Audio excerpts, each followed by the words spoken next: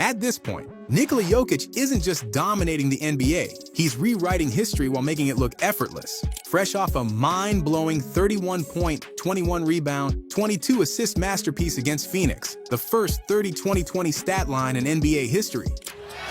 Jokic, caught in the air, finds Porter for three!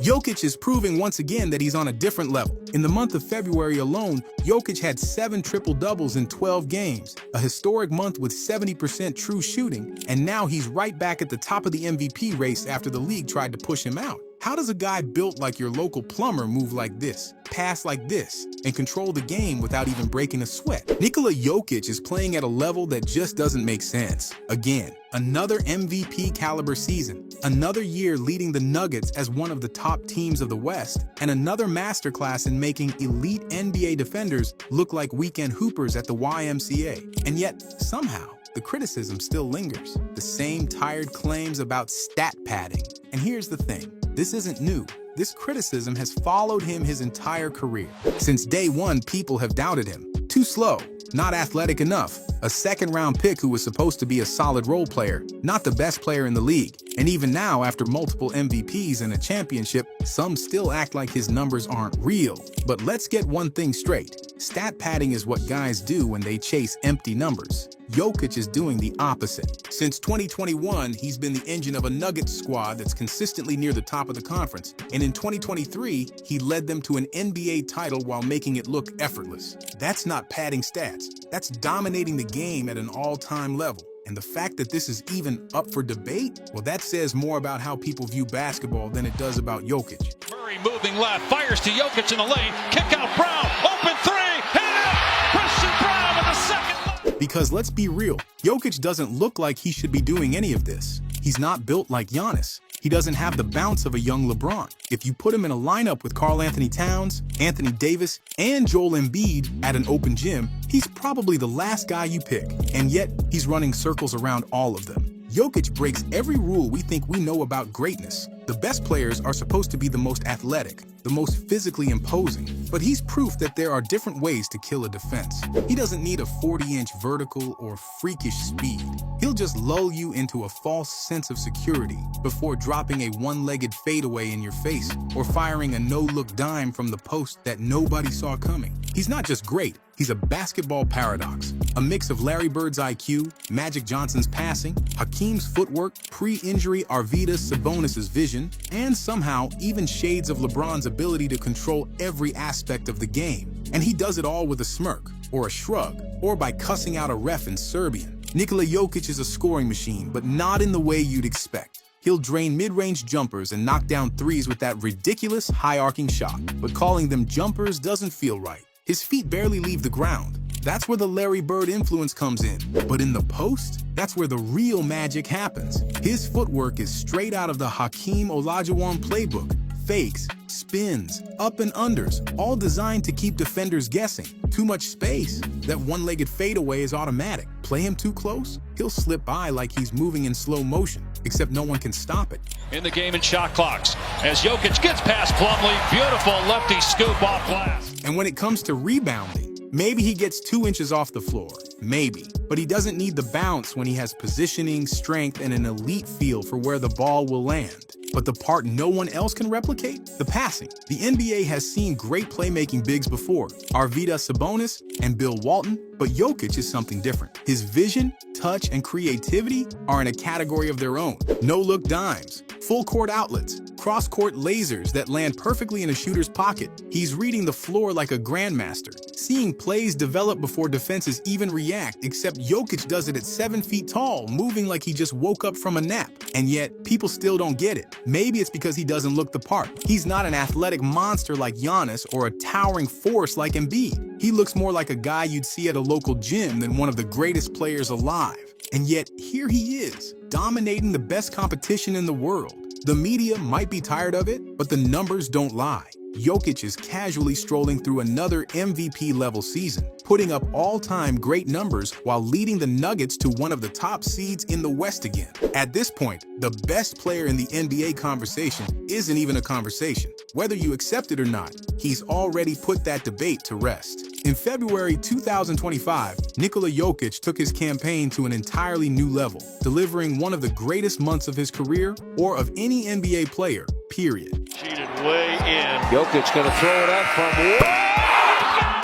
He averaged 27.3 points, 12.3 rebounds, and 11.6 assists per game, putting up jaw-dropping numbers. But what makes this even more unreal is his efficiency. Jokic posted a 70.3% true shooting percentage for the month, a stat that factors in field goals, three-pointers, and free throws to measure overall shooting efficiency. Here's the part that defies logic.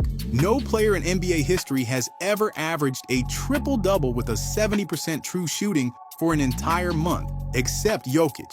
And now, he's done it 3 times. It's one thing to be efficient, it's another to completely dominate while doing it. Jokic isn't just putting up empty stats, he's controlling every aspect of the game, night after night. In February alone, he recorded 7 triple-doubles in 12 games, coming within a rebound or assist of even more. So at this point, it's not just about the numbers, it's about how unstoppable he's become. Whether through scoring, rebounding, or orchestrating the offense, he dictates the game like few players in history ever have.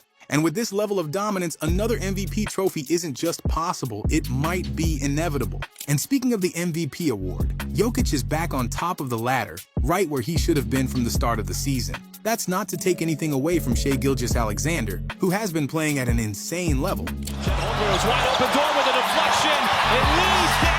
But Jokic is operating at a historic level, one we've rarely seen before in NBA history. So after the February he had, it's no surprise he reclaimed the #1 spot. But it's not just about one ridiculous month, it's about how he's played all season. Early on, with his teammates struggling, Jokic was forced to take on more of the scoring load.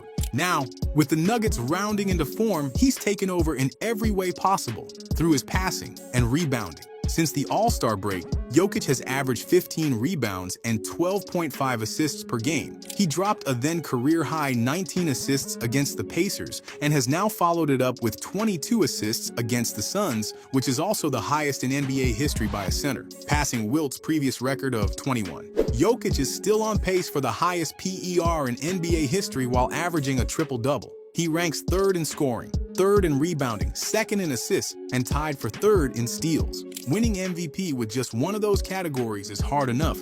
Jokic is top 3 in 4 of them. Statistically, this might be his best season ever, even better than his 3 MVP years. Jokic has been the best player in the world for about 5 years now, and this is his peak.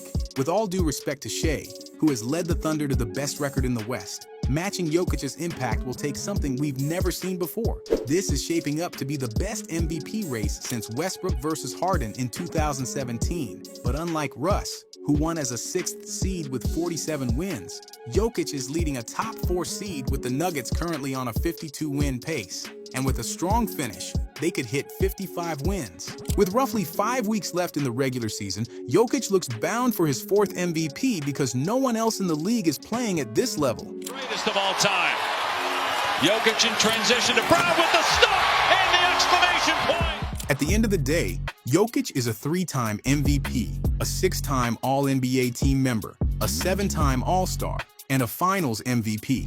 We're witnessing the peak of a player who could very well end up as a top 10 player of all time. But the conundrum is, he's not supposed to be this good. He doesn't look the part. He doesn't carry the usual superstar aura, and he plays like he's just clocking into a 9-to-5 shift at the factory. Yet every year, people assume he's maxed out, that he can't possibly get better. And every year, Nikola Jokic proves them wrong. He keeps leveling up. He keeps leading the Denver Nuggets to wins, to success, and to exceeding expectations. And with the way Jokic has been playing this season, you'd think he's a virtual lock for his 4th MVP. His play has been head and shoulders above his contemporaries, and he's among the league leaders in almost every statistical category, both advanced and traditional. Yet despite his dominance, securing that 4th MVP in 5 years isn't guaranteed. Narratives and agendas always creep into the discussion, just like they did 2 seasons ago.